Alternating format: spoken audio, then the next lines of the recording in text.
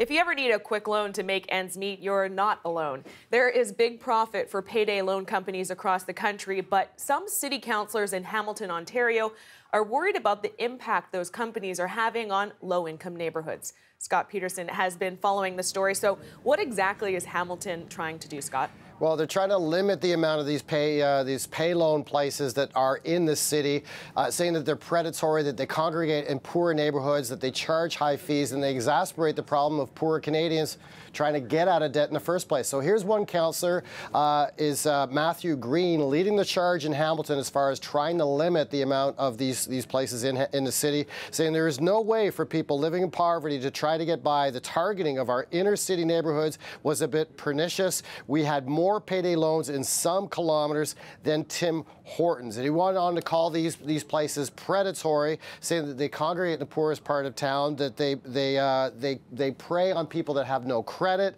have no other means of borrowing. And one councillor went so far as to say that an initial loan of $300 after 1 year takes about $1,600 to pay back. So you can sort of see that people that are on the fringes of society, just trying to put food on the table, having a tough time just paying back some of these, what they think were cheap loans. And that's the situation in Hamilton specifically, but what do we know for across the rest of the country? Well, it seems to be pretty consistent. There's 1,400 of these locations across Canada. There's an estimated $2 billion worth of these loans out there, and despite attempts by a lot of provinces, we've got Alberta, BC, Ontario, trying to limit the amount of interest that is charged, trying to extend the borrowing time. We're still looking at interest rates in a neighborhood of 500% for a lot of these places, and for those paying 500%, that's money that's not putting food on the table, that's money not going into the economy, and that's money going into these so-called pay loan places. And so should be interesting to watch this vote today